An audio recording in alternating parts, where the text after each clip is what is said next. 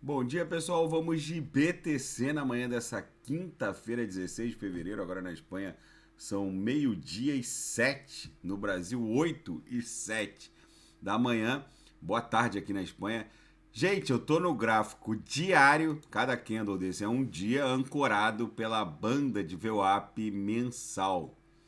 Como a gente está ligeiramente acima da Upper, muita gente está reportando que a gente estressou já a Upper e que eventualmente a BTC pode voltar para dentro da banda. Sim, é possível ela recuar para um patamar próximo de 24 mil dólares.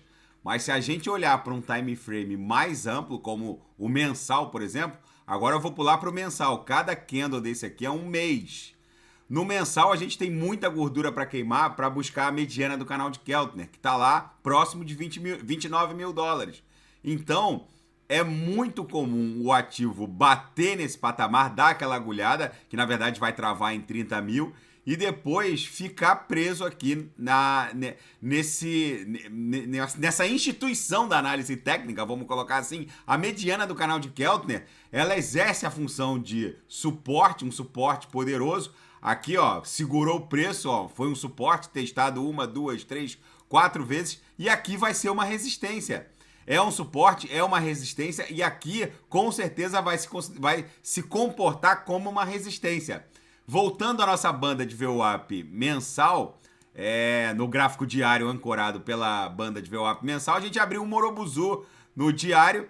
E olhando agora no squeeze normal, no diário, vocês vejam que a principal característica de um Morobuzu é que ele sempre traz os irmãozinhos. Então essa inércia movimentacional que teve início, na verdade, ontem, só vai encontrar um refresco ali na altura de 28, 29, 30 mil dólares, que é onde está a mediana do canal de Keltner no gráfico mensal. Então essa congestão aqui, ó, que a gente vai buscar, nada mais é do que a própria mediana do canal de Keltner no gráfico mensal. No intraday, a BTC tá um reloginho. Vocês vejam que no Cop Trade já fecharam 2 ou 3 sinais que eu ofertei. Ó, bateu na lower, voltou para VWAP. Daqui a pouco eu vou encontrar um ponto seguro para ofertar os sinais na sala de sinais. Com certeza vai ser lucro no bolso dos assinantes. Na seara fática, Hong Kong, ao contrário da jurisdição norte-americana, segue abrindo as portas para empresas criptográficas. Hong Kong tem planos ambiciosos para se tornar um grande hub cripto asiático. Isso é muito bom para a indústria cripto como um todo. E o capitalista bilionário Mike Novogratz, da Galaxy Digital, diz que nada segura a BTC até os 30 mil dólares. A 30k já está no radar. Segundo ele, vai acontecer nesse trimestre, que acaba agora em março. Ou seja, nas próximas semanas, a BTC com certeza vai visitar 30k. É óbvio que quem acompanha aqui no canal já estava por dentro dessa movimentação. Agora está todo mundo reportando que 30 mil está no radar.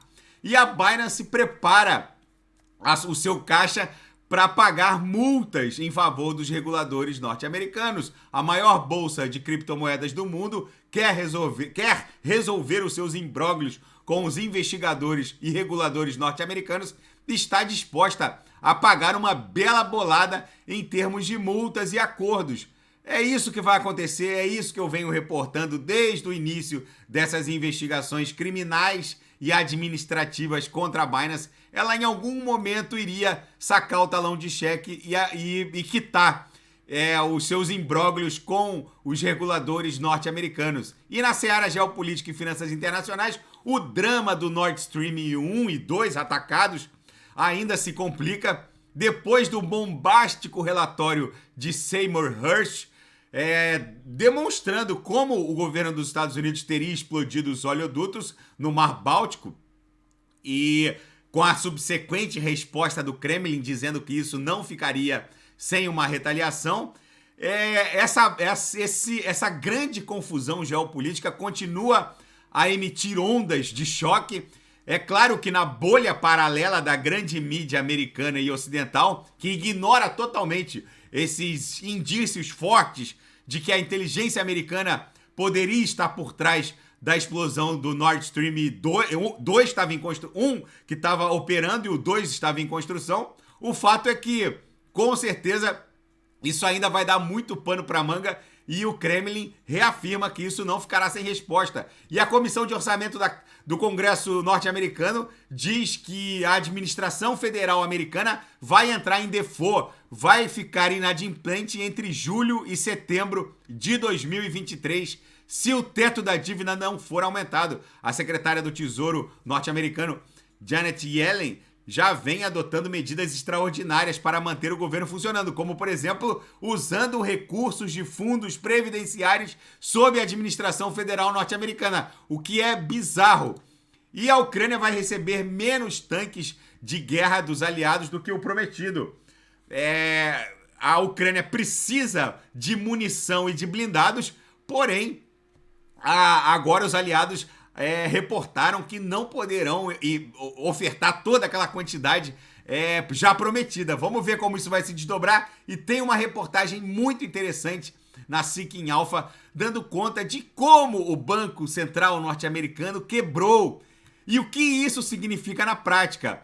Um banco central operando com prejuízo financeiro por um período de tempo, por si só não quer dizer nada, porque eles têm o poder de imprimir dinheiro.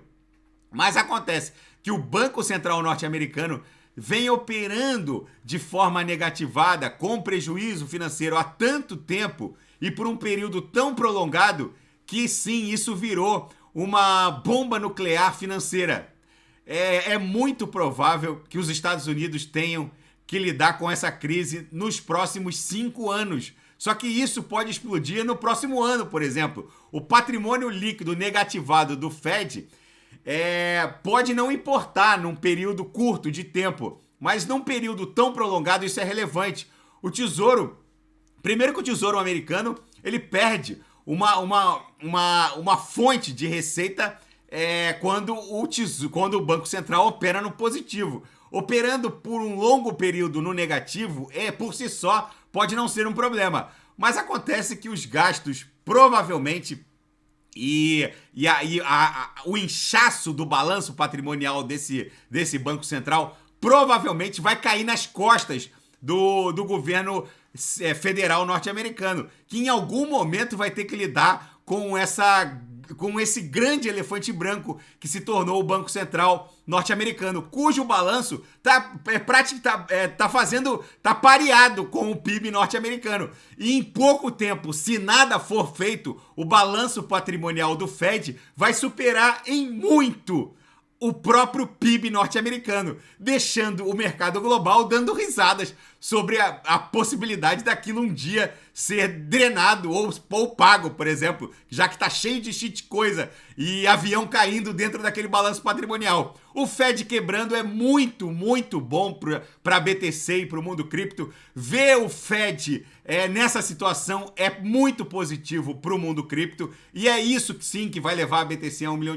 Daqui a pouco eu volto com ADA, XRP, Shiba Inu. Vejam o gráfico mensal e como a gente ainda tem gordura para queimar depois dessa sequência bizarra de 1, 2, 3, 4, 5, 6, 7, 8, 9, 10, 11, 12, 13, 14 candles vendedores no mensal. Agora a BTC, o mínimo que ela pode fazer é buscar $30 mil, que é onde está a mediana do canal de Keltner. Daqui a pouco eu volto com essas altcoins de alta octanagem às quais eu me referi. Vou fazer Binance Coin, Polkadot, Kusama, e quem quiser sugerir alguma análise é só colocar nas mensagens abaixo. Grande abraço, até daqui a pouco.